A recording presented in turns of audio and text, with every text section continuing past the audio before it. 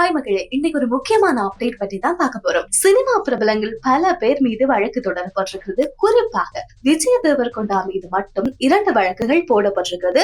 என்ன காரணம் என்று முழுமையான விஷயத்தை இன்றைய நாள் இந்த காணொலியில பார்க்க போறோம். விஜய் தேவரகொண்டா, பிரகாஷ் ராஜ், ராணா டகுபதி உள்ளிட்ட மொத்தமாக 29 சினிமா பிரபலங்கள் மீது ஹைதராபாத் காவல் நிலையத்துல அமலாக்கத்துறை வழக்கு போட்டிருக்காங்க. இவங்க எல்லாருமே சட்டவிரோதமான சூதாட்ட ஆப்பை விளம்பரப்படுத்தி இருக்கின்றார்களாம். அந்த ஆப்ல பந்தயம் கட்டிய பல பேர் பணத்தை இழந்ததோடு சிலர் தற்கொலை கூட பண்ணியிருப்பதாக சொல்லப்படுகிறது. அமலாக்கத்துறை இப்போது இவர்களுடைய பேங்க் அக்கவுண்ட், டிஜிட்டல் டீடைல் எல்லாம் செக் பண்ணி வர. இது ஒரு பக்கமாக இருக்க, இன்னொரு பக்கமாக பெரிய சர்ச்சையா மாறி போனது ரெட்ரோ பட விழாவில் விஜய் தேவரகொண்டா பேசிய விஷயம் தாங்க. பாகிஸ்தானியர்கள் 500 வருஷம் முன்னாடி இருந்த பழங்குடி மக்கள் மாதிரியே நடந்து கொள்கின்றார்கள் என்று விஜய் தேவரகொண்டா சொல்லியிருப்பார். இது பழங்குடி மக்களை இழிவுபடுத்தியதாக எஸ்டி சட்டத்துல வழக்கு போடப்பட்டிருக்கிறது. தெலுங்கானா பழங்குடியினர் வழக்கறிஞர் சங்கமும் இன்னும் பல அமைப்புகளும் கடுமையான எதிர்ப்புகளை தெரிவிச்சு வராங்க. இந்த நிலையில விஜய் தேவரகொண்டா தன்னுடைய எக்ஸ் தளத்துல ஒரு பதிவொன்றை போட்டிருக்கிறார். நான் தப்பு பண்ணல, தவறாக புரிஞ்சுக்கிட்டாங்க, பழங்குடியினர் மக்களை மதிக்கின்றேன் என்று மன்னிப்பு கேட்டிருக்கிறார்.